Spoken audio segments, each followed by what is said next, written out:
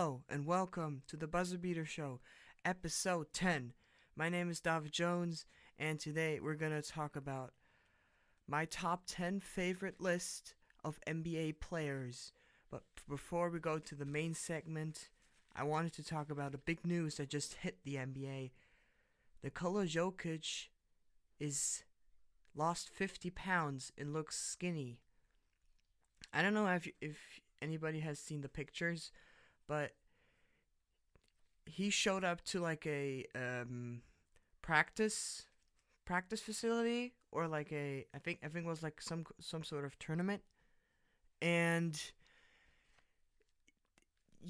his body was just he was completely skinny. Usually there was like some sort of he had like a belly, and now it's completely gone. He lost 50 pounds according to reporters, and I don't know. I don't know if I think this is good or bad.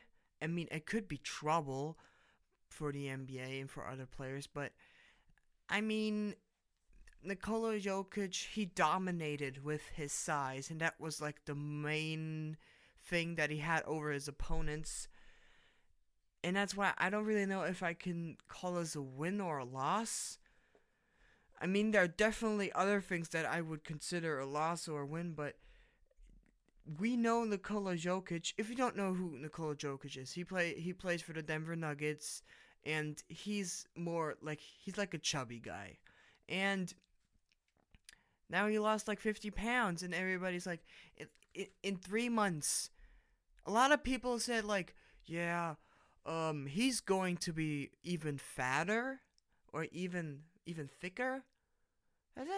That's not true. He took the off time very seriously, and he lost 50 pounds in 3 months. 3 months, he has lost 50 pounds. I think that's incredible. Just, yeah, I don't know if I can call this a win or a loss. You can decide. I would go towards a win, because the problem with him was he played a lot of games, but because he wasn't in that great of a shape, he was really slow and stuff, and he didn't have like a lot of coordination. I mean, it got better over the years, but I think now he has like lost 50 pounds, so it meant like he did a lot of sports and made maybe his coordination went up again. And yeah, so now maybe he's faster, and he can do and he's still strong. I hope he's still strong and just not skinny and stuff. Yeah. Okay, now we head to the main segment with my top 10 favorite NBA players list. Top 10, yes. And at number 10, we have Zach Randolph. A lot of people are surprised now. Why Zach Randolph? Tell me, why Zach Randolph? I'm gonna tell you, because he is a cool guy. I saw like a vlog. I don't know if you know Jester the Laser or Christopher London. They're like YouTubers, like basketball YouTubers. They live in like in LA and stuff. And they went to a Sacramento Kings game. I mean, Zach Randolph used to play for the Trailblazers, but then he also played for Memphis, but then at the time, it was, I think, like his second last season, he played for, he played for Sacramento. And I just think it's really cool of him, like, being like this cool dude who actually knows these people. A lot of NBA players don't know him.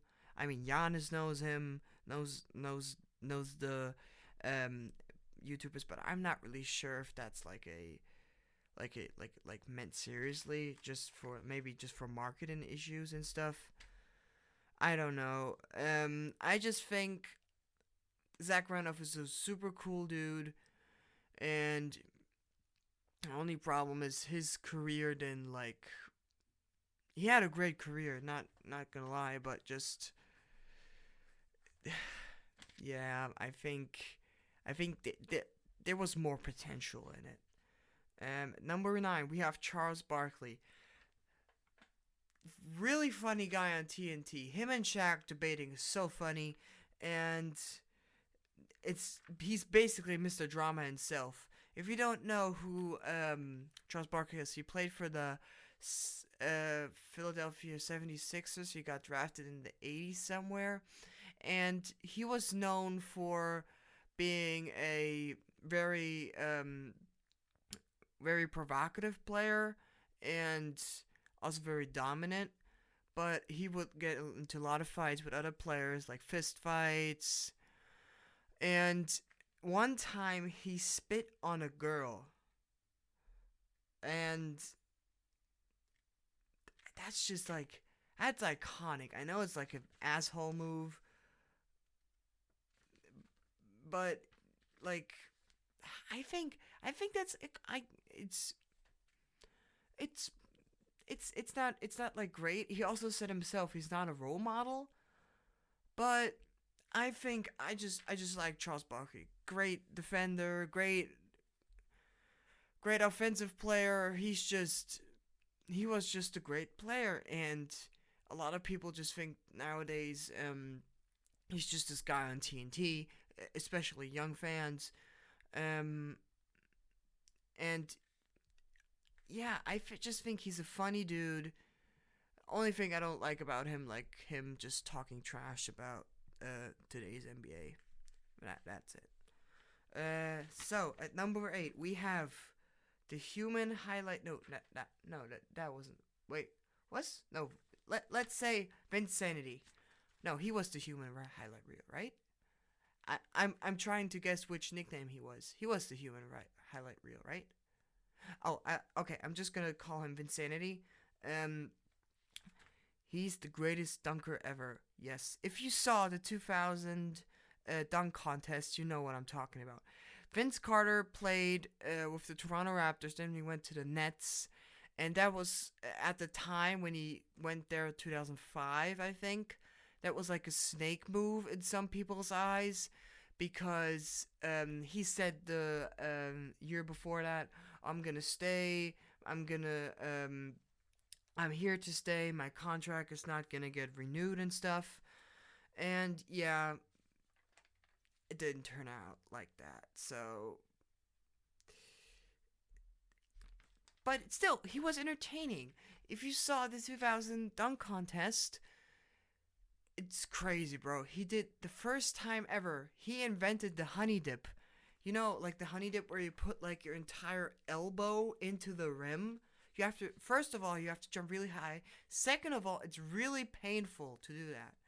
Normal dunk, okay, but you have to put your whole entire elbow into the hoop.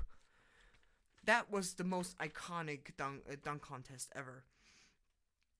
Um, and he's still playing. He's 42 years old, and he's still playing.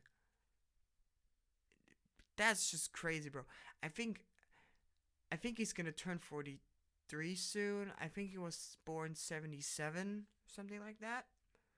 Um, and for his career, he averaged 16.7 points, 4.5 rebounding, and 3.1 assists. I know a lot of people say, yeah, he underachieved in the playoffs.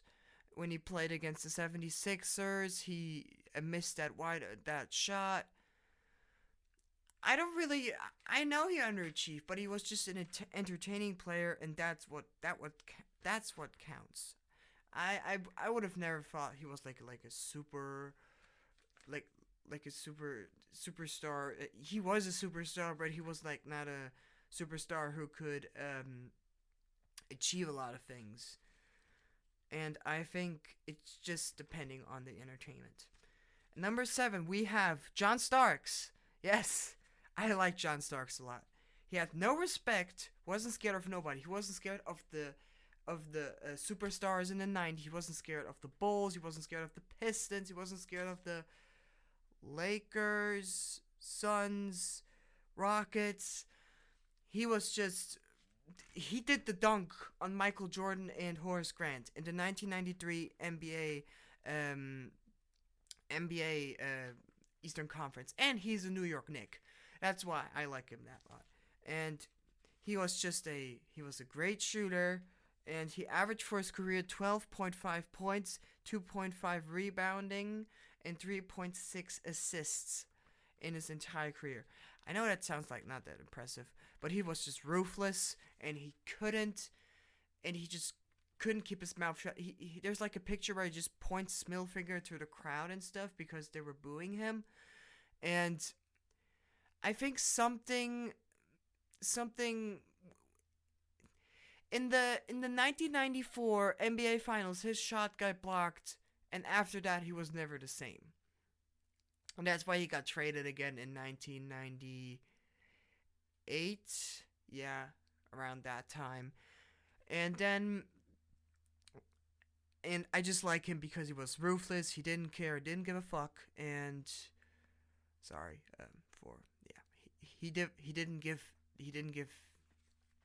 a darn. Sorry. Just great guy. And at number 6, we have the Diesel, Shaquille O'Neal. Funny guy. He's the most funny guy in TNT inside the NBA. And he's the most dominant player ever. And he's my favorite podcaster on TNT. He's a funny guy. He does especially in quarantine, has like a TikTok channel, and I think he just does funny stuff, and also like him and Charles Barkley on TNT just debating. It's the most funny thing ever. Or Shaq and the Fool. If you don't know what Shaq and the Fool is basically like a show where you could see like they're making fun of like the players that did they did like bloopers and stuff. It's just extremely funny, and that's why I like Shaq. And Shaq commentates it, and that's why it's called Shaq and the Fool. And in his career, he averaged 23.7 points, 10.9 rebounds, and 2.5 assists. Yes, I like Shaq. I think Shaq is a really cool dude. I would like to meet Shaq like in real life. And at number 5, we have the German Jesus, Dirk Nowitzki. I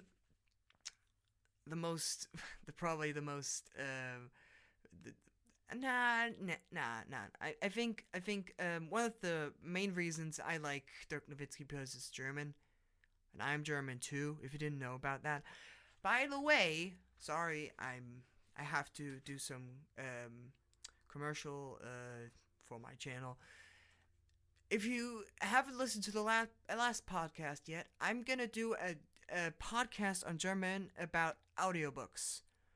And if you don't know, if you can't speak any German, probably just you don't have to listen to it. You don't even have to listen to any of this. Just I like to do this podcast, and I mean, if you want to like to listen to it and don't know what I'm talking about, just yeah, you can come like you can listen to it. It's got I think it's gonna be entertaining. It's gonna be about like different audiobooks and stuff. Probably people are gonna think like, why? But audiobooks are like boring. In Germany, we have audiobooks like different characters and different people at once. And yes, I'm gonna start the podcast off with German, with my German voice and stuff. And then I'm also gonna do a disclaimer for all my American or English my English listeners. So yeah, Dirk Nowitzki. I'm German because that's why the main reasons I like him, and he's the best foreign player ever. You can't say anything else. I already said that the last episode, but he's the best foreign player ever. And for his career, he averaged 20.7 points, 2.4 assists, 7.5 rebounds, and a field goal percentage of 38. And he invented was one of the greatest shots ever. I also use that when I play basketball. The one-legged fadeaway, one of the greatest shots ever with Kareem's skyhook. And it's just he that was one of the main reasons he beat the 2011 Miami Heat in the finals. He destroyed them with this one-legged fadeaway. At number 4, we have Dr. J. Julius Erving. He made dunking great. I know a lot of people are probably going to say no. But David Thompson also, he invented the alley-oop. If you don't know who David Thompson is, David Thompson played for the Golden State Warriors, and he was like the pre-Jordan guy. And also, he was a shooting guard, and that's why he invented alley-oop. But I think Dr. J's dunks are more iconic, like the windmill and like doing his arm around the rim. You know that one dunk where he just comes, he dribbles, and then he just takes 2 steps from the half-court line, and he just does like this. He takes the hand, goes to his right, goes back to his left, and just scoops it in there. That's one of the most iconic dunks. Or just him dunking on people when he played in the ABA and stuff, and him winning the 1983 championship. I think he's just a really entertaining player, great offensive player, and he's the greatest ABA player of all time. I think it's really difficult for an ABA player to play in the NBA player. That's why he probably didn't achieve as much in his career. That's why I don't have it in my top 15 list. But I just love this dude. I think he's really entertaining, and I think that's why he's on my favorite list. And he averaged for his career 24.2 points, 4.2 assists, 8.5 rebounds, field goal percentage of 50.6%. So, at number 3, we have LeBron King James. He's a smart player. I like LeBron. Great all-around player. He's just he's really political and stuff, like with all the things that are just going on in the US right now. I think he's just doing a great job of not giving a shit. I mean, usually, like, it always used to be like this. Athletes couldn't, like, especially black athletes couldn't say anything because most of them were scared that the whites, the people that were behind their marketing, behind their franchise, behind them especially, that they would not support them anymore if they were political and would speak out issues. And now LeBron has like built up this big franchise and with all this like sneaker. I know he has done a lot of stupid things in his career, like with China and stuff. If you don't remember, like him saying that it's the wrong time to criticize China. But still, like now, I think he has noticed now that he doesn't care. He just wants to speak out his opinion, and that's it. And that's why I value him. He's a really smart player, a really great guy. I think he's a great guy. I don't know if he's a great guy in real life. I hope he is. And I would like to be him the GOAT, but unfortunately, it has to be Michael Jordan. I don't have Michael Jordan because he's not one of my favorite players. In his career, LeBron averaged 27.1 points, 7.4 assists, rebounding average of 7.4 per game, and a field goal percentage of 50.4. And I think he's just entertaining. I mean, if he's now 35 and he's still doing entertaining things, and I just love watching him. I just think I have a LeBron jersey. I know I'm a Knicks fan, but you just have to support that dude. I like LeBron a lot. So, at number 2, we have Postman Patrick Ewing. Favorite Knick of all time, in my opinion. I know I don't have him on my highest NBA, my highest Knicks, on my highest Knicks list, top 10, but he played for the Knicks until his last season with the Magic. I think the Knicks did like a snaky move of him trading him because he actually wanted to stay with New York, which shows what a great guy he is. He wanted to stay his last season in New York, but they traded him for a worse center. I mean, I know he was old, but still, why? And then he played for the Magic, and then that was like his last season and stuff. I think he's just he's the greatest Knick of all time. I like him a lot. He embarrassed the 94 Bulls in the Eastern Conference Finals. Yes, sir. And I think he's a cool guy. He's a cool guy. He has a cool son too. Yeah. And for his career, he averaged 21 points, 1.9 assists, 9.8 rebounds, and a field goal percentage of 50.4%. And now we're going to come to my favorite player of all time.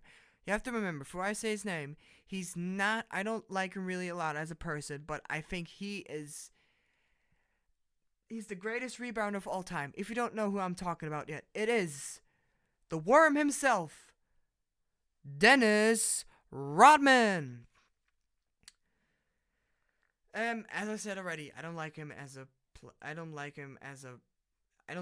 person. I just like him as a player.